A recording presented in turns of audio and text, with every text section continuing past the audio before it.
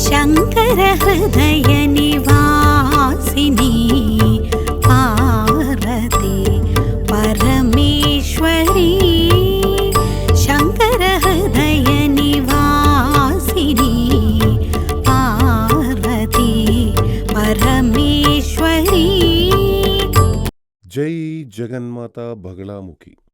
ఓం cream Bagalamukhi వరదే సర్వ సౌభాగ్యప్రదాయిని సమస్త భక్తానాం సర్వాభీష్టం సాధయ సాధయ cream ఓం స్వాహ.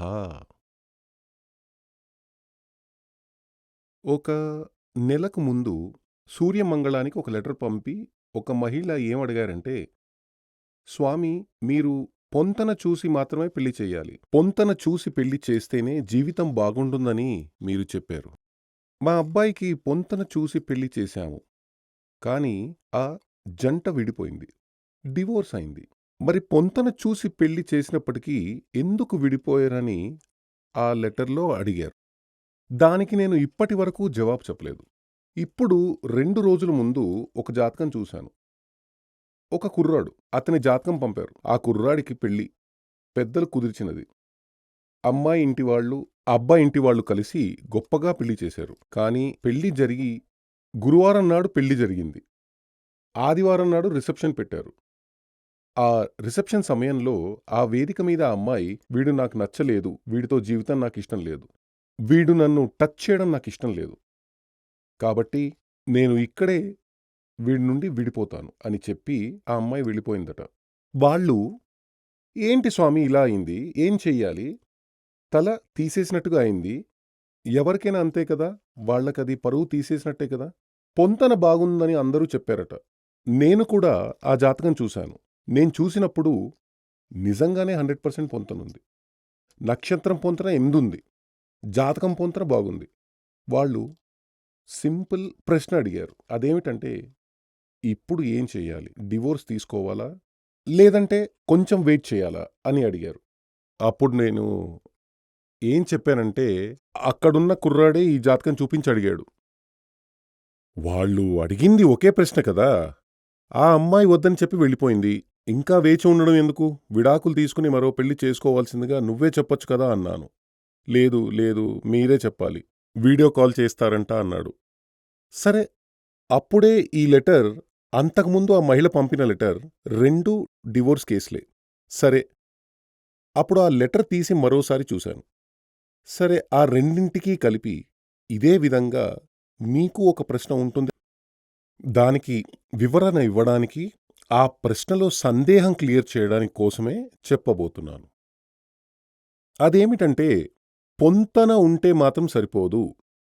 ఇక్కడ ఒక విషయం మీకు చెప్పాలి. పెళ్లికి సంబంధించిన గతంలో పేరయ్య అని బ్రోకర్ అంటుంటారు. అతను అమ్మాయిని అబ్బాయిని చూసి 2 ఇళ్ల వాళ్లతో మాట్లాడి పెళ్లి చేయడం ఆ పేరే చేసేవాడు, బ్రోకర్ అంటూ ఉంటారు. ఇప్పుడు అలా కాదు, మ్యాట్రిమోనియల్ అని చాలా ఉన్నాయి. అదో పెద్ద బిజినెస్ ఇప్పుడు, మ్యాట్రిమోనియల్. పేరయ్య అనో బ్రోకర్ అనో అంటే చీప్గా చూస్తున్నారు. మ్యాట్రిమోనియల్ అది చెప్తే అది చాలా, అంటే సొసైటీలో గొప్ప స్థానంలో ఒక బిజినెస్ లాగా చేస్తున్నారు.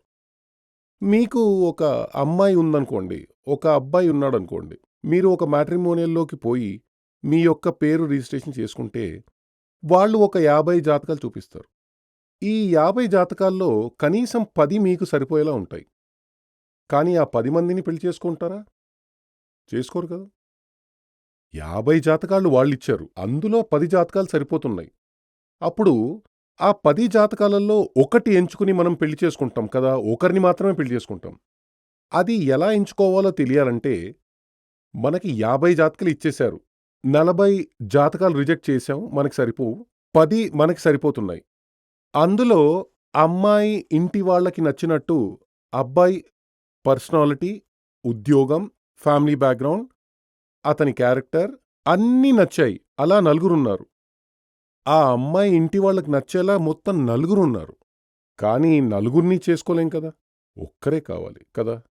ఆ ఒక్కరిని ఎలా ఎంచుకోవాలంటే, జాతకం అనేది అబ్బాయిదైనా సరే అమ్మాయిదైనా సరే, జాతకంలో 7వ స్థానం అనేది మాంగళ్య స్థానం. ఆ 7వ స్థానంలో ఉండే గ్రహం లేదా ఆ 7వ భావాధిపతి అది కాకుంటే రెండో భావాధిపతి, రెండో స్థానంలో ఉండే గ్రహం, దీనికి అంటే అమ్మాయి జాతకంలో ఉన్నటువంటి ఏడో స్థానంలో ఉన్న గ్రహం లేదా ఏడో భావాధిపతి, అది కాకుంటే రెండో స్థానంలో ఉన్నటువంటి గ్రహం రెండో భావాధిపతి, వీటిలో ఏదైనా ఒకటి అంటే ఈ 4లో ఏదైనా ఒకటి అబ్బాయి జాతకంలో లగ్నాధిపతి ఉండాలి. ఇది జ్యోతిష్యం లోతుగా చదివిన వారికే తెలుస్తుంది. మీరిప్పుడు చాలా చాలా సంతోషంగా కుటుంబ జీవితం సాగిస్తున్నారా? అయితే మీ జాతకం చూడండి, ఖచ్చితంగా ఇలాగే ఉంటుంది. అలా ఉన్నప్పుడు మాత్రమే ఆ హ్యాపీనెస్ జీవితంలో లభిస్తుంది. లేదంటే జీవితం ఒక యాక్టింగ్ లాగా సాగిపోతూ ఉండటమే తప్ప అన్యోన్యమైన ఒక జీవితం ఉండదు. అదెలాగంటే ఒక ఉదాహరణ చెప్తాను. ఒక భర్త, హస్బెండ్ ఉద్యోగానికి వెళ్తాడు, ఆఫీస్‌కెళ్తాడు. ఇంట్లో ఉన్న వైఫ్ ఏమో 5 గంటలకే ఆయన ఇంటికి వస్తాడు. ఓహ్! టైం 5 అయింది. తలుపు తీసిపెట్టింది. టీ రెడీ చేసి పెట్టేసింది. టిఫిన్ రెడీ చేసి పెట్టేసింది. 10 సార్లు ఇలా తొంగి తొంగి చూస్తూ ఉంటుంది. వచ్చేసారా? వచ్చేసారా? వచ్చేసారా? ఆయన రావడానికి ముందే ఆయనకు నచ్చే విధంగా స్నానం చేసి, ఆయనకు నచ్చే డ్రెస్ వేసుకుని, ఇల్లంతా చక్కగా సరిపెట్టేసింది. ఎందుకంటే మనసులో ఆయన మీద ఉన్న లవ్, ఎఫెక్షన్ ఆ విధంగా ఉండే వ్యక్తి మాత్రం మీరైతే ఖచ్చితంగా నేను ఇదివరకు చెప్పినట్టు జాతకం ఉంటుంది. ఇతర కొంతమందికి ఆమె నిద్రపోతూ ఉంటుంది. ఇంటాయన ఇంటి బయట తలుపు కొట్టాలి, బెల్ నొక్కాలి. ఎస్ అయ్యో! వచ్చేశాడు. ఆమెకు నచ్చదు. ఏంటి అప్పుడే వచ్చేశారా? అని అడుగుతుంది. లేదే కరెక్ట్ టైంకే వచ్చానే. టీ ఇస్తావా? కాసేపాగండి ఇస్తాను అని ఆవలిస్తూ వెళ్ళి టీ తెచ్చి ఇస్తుంది. టీ వేడిగానే లేదు, తీపి కూడా లేదంటాడు. పర్లే తాగండి అంటుంది. అది కూడా జీవితమే. వాళ్ళు భార్యాభర్తలే, వీళ్ళు భార్యాభర్తలే. మరైతే జీవితం ఎలా ఉందో చూడండి. ఆ మార్పు వీళ్ళ దగ్గర అడిగితే ఫ్యామిలీ లైఫ్ బాగుందా? ఉంది ఉంది అలా అని చెప్తారు. ఫస్ట్ చెప్పుకున్న వాళ్ళని అడిగితే ఏమంటారు? సూపర్ అని అంటారు. అలా ఉండాలి జీవితం అంటే. అలాగే మరో ఉదాహరణ చెప్పుకుంటే భోజనం. మనం తినేసి అబ్బా సూపర్ చేతిలో వాసన రావాలి. భోజనం చేసిన తర్వాత ఒక్కో వేలు నాకేస్తారు. ఆ ఆకులో ఉన్నదంతా తినేస్తారు. టేస్ట్. కొంతమంది ఏం చేస్తారు? అబ్బా తినేసి ఏదో ఆకలి తీర్చుకోవడానికి ఏదో తినేసి ఆ ఆకు అలా దూరంగా తీసేసి వెళ్ళి చేతులు కడేస్తారు. మనం మొదట్లో చెప్పుకున్నట్టు విస్తరాకులో మొదట్లో తిన్నలాగా అలా ఉండాలి జీవితం. అలా ఉండాలంటే జాతకంలో మీ యొక్క ఏడో స్థానంలో ఉన్న గ్రహం లేదా ఏడో భావాధిపతి లేదా రెండో స్థానంలోని గ్రహం లేదా రెండో భావాధిపతి అనేది మీ భాగస్వామి యొక్క లగ్నాధిపతిగా ఉండాలి. అలా ఉంటే లైఫ్ మీకు రోజు హనీమూన్లా ఉంటుంది. అక్కడ విరక్తి అనేది ఉండదు. ఫ్యామిలీ జీవితంలో విరక్తి వస్తే అంతా ముగిసినట్టే. ప్రేమ ఉండాలి. ప్రతిరోజు ఆ ప్రేమ పెరుగుతూ ఉండాలి. ఆ విధంగా కలగాలంటే ఇదివరకే చెప్పినట్టుగా పొంతన ఉండాలి. ఇప్పుడు ఈ సమస్యకు వస్తే ఈ 2 జంటలు ఎందుకు విడిపోయాయంటే పెళ్లి జరిగిన 4వ రోజే 3వ రోజునే విడిపోయిన అబ్బాయి జాతకంలో అన్నీ పొంతనలున్నాయి. కానీ ఆ అబ్బాయి జాతకంలో అతని జాతకంలో ఉన్న 6వ భావాధిపతి అమ్మాయి జాతకంలో లగ్నాధిపతిగా ఉన్నాడు. అంటే ఏమిటర్థం? అతని పూర్వజన్మ శత్రువే ఈ అమ్మాయి. వచ్చింది, నచ్చలేదు, వెళ్ళిపోయింది. అదే విధంగా ఫస్ట్లో లెటర్ పంపిన మహిళ జాతకం పంపలేదు కాబట్టి దాని గురించి నాకు తెలియదు. దాదాపుగా అది కూడా ఇలాగే ఉండొచ్చు. అంటే ఎవరైతే డివోర్స్ వరకు వెళ్తున్నారో, ఎవరెవరో ఈ కోర్టు కేసు అని తిరుగుతున్నారో వాళ్ళందరి జాతకంలో ఇదివరకే చెప్పినట్టుగా పొంతన ఉండే అవకాశం లేదు. పాత రోజుల్లో చూస్తే జ్యోతిషం చదివిన ఆచార్యులందరూ ఇవన్నీ చూసి పొంతన నిర్ణయిస్తారు. ఇప్పుడు అవన్నీ చూడడం లేదు. ఇప్పుడు టక్కున పంచాంగం చూస్తారు. రాశి పొంతన, రాశి అధిపతి పొంతన, అది 10 పొంతనలు ఇచ్చుంటారు. ఓహ్ 8 సరిపోతున్నాయి, 10 సరిపోతున్నాయి, పెళ్లి చేసుకోవచ్చని చెప్పేస్తుంటారు. కానీ పెళ్లి జరిగి 5-6 నెలల్లో 5-6 నెలలు కూడా అవసరం లేదు, అంతలోనే సమస్య మొదలైపోతుంది. చివరకు ఏడాది తిరిగేసరికి కోర్టులో ఉంటారు. వివాహ మోచనం, డివోర్స్ అని ముగిస్తారు.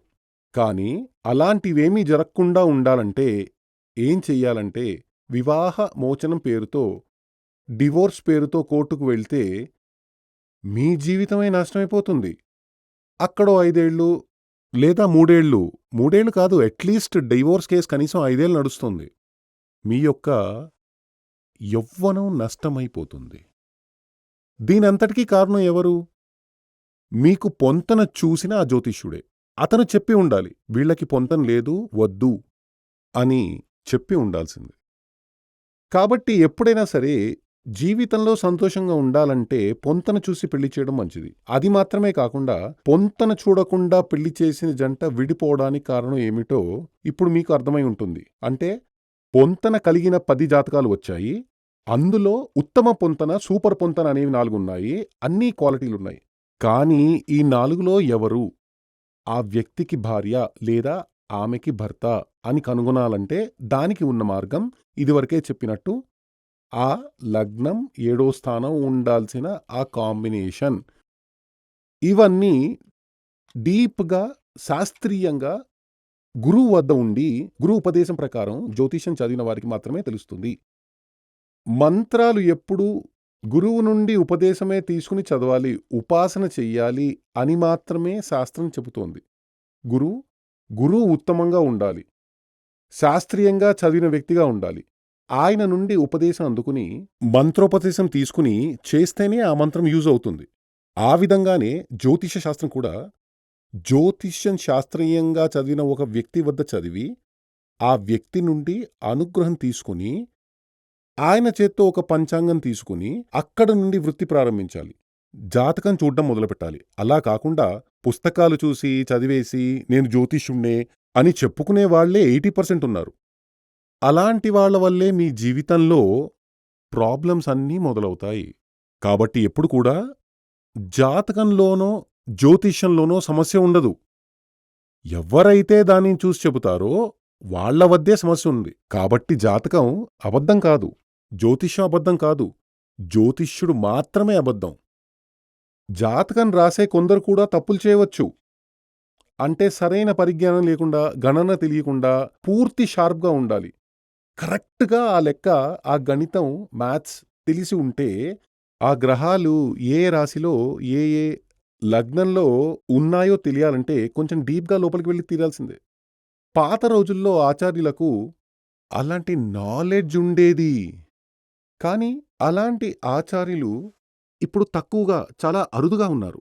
శాస్త్రం బాగా తెలిసిన వాళ్ళు ఏం చేస్తున్నారంటే మౌనంగా ఉంటున్నారు. ఏదో జరగని, మనకెందుకు అనుకుంటున్నారు. అదే మన యొక్క హిందూ మతంలో ఉన్న ఒక మైనస్. బాగా తెలిసిన వాళ్ళు అంటే పాట తెలిసిన వ్యక్తి పాడడం లేదు, పాట తెలియని వాడు పాడుతూనే ఉన్నాడు. అర్థమైందా? బాగా సంగీతం నేర్చుకుని రాగాలు తెలిసి, తాళాలు తెలిసి, భావాలు తెలిసి, కానీ ఆ వ్యక్తి మౌనంగా ఉన్నాడు, పాడడం లేదు. ఒక ఉదాహరణ చెప్తాను. కానీ రాగం తెలియదు, భావం తెలియదు, సంగీతం తెలియదు. అలాంటి వ్యక్తులు పాడుతున్నారు. మేము పాటగాళ్ళం, మేము సింగర్స్ అంటున్నారు. అదే విధంగానే నేను గాయకుల గురించి చెప్పడం లేదు. ఆ విధంగానే ఈ జ్యోతిష శాస్త్రంలో ఇదిప్పుడున్న పరిస్థితి, పూజా శాస్త్రంలో ఇదిప్పుడున్న పరిస్థితి. అంటే శాస్త్రీయంగా ఆ పూజా విధానాలు తెలియవు. దానికొక విషయం చెబుతాను. ఇప్పుడు మీ ఇంట్లో ఒక యాగం జరగబోతోంది. ఆ యాగం జరిగినప్పుడు ఆ యాగం చేయడానికి వచ్చిన పురోహితుడు ఒక పుల్లల కట్టెను తీసుకొస్తాడు. వాటిల్లో అన్ని రకాల పుల్లలుంటాయి. ఆ పుల్ల, ఆ కర్ర పుల్లలు రకరకాలుగా ఉంటాయి. మీరు అడిగి చూడండి, స్వామి మీరు తెచ్చిన ఇప్పుడు సుదర్శన హోమం తీసుకుంటే ఆ సుదర్శన హోమం కోసం ఉపయోగించే దాన్ని కడలాడి అంటారు. మన దగ్గర వచ్చేసి తెలుగులో సమిదలు అంటారు.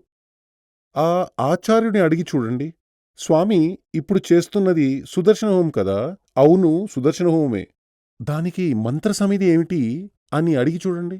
సుదర్శన హోమంలో మంత్రంతో పాటు సమిద వేస్తారు. ఇవన్నీ అవే, ఇదిగో తెచ్చాను అంటారు. కానీ వాటిలో ఏమేం సమిదలున్నాయో వాళ్ళకే తెలియదు. అది మాత్రమే కాదు, ఆ అంగట్లో అంటే ఈ సమిదలో అమ్మిన అంగట్లో వాటిని 6 నెలల ముందు, ఏడాది ముందు కట్టిపెట్టి ఉంటారు. ఆ కట్టగాని విప్పావంటే అందులో నుండి పురుగులు, చెత్త, చెదారం లాంటివన్నీ వస్తూ ఉంటాయి. బొద్దింకలు కూడా ఉంటాయి. వీటిల్నే ఆ హోమగుండంలో వేస్తారు. ఇలాంటివన్నీ చేయడం వల్లే హిందూ మతం కిందకి కిందకి కిందకి పోతూనే ఉంది. మిగిలిన మతాలు పైకి పైకి పైకి వెళ్తూనే ఉన్నాయి. వీటన్నింటికీ కారణం ఆచార్యులైన వ్యక్తులే.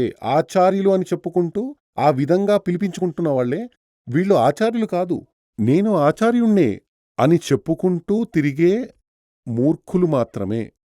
అలాంటి వ్యక్తుల వల్లే ఇలాంటి పాపాలు జరిగి జనాలు జీవితాలు నాశనం అవుతున్నాయి. కాబట్టి భూమి మీద సంతోషంగా, సమృద్ధిగా, ఐశ్వర్యంతో, ఆయురారోగ్య సంపదతో జీవించి అన్ని రకాలైన సుఖభోగాలు భూమి మీద అనుభవించిన తరువాత ఆత్మకి మోక్షం ప్రాప్తి కూడా దక్కాలి.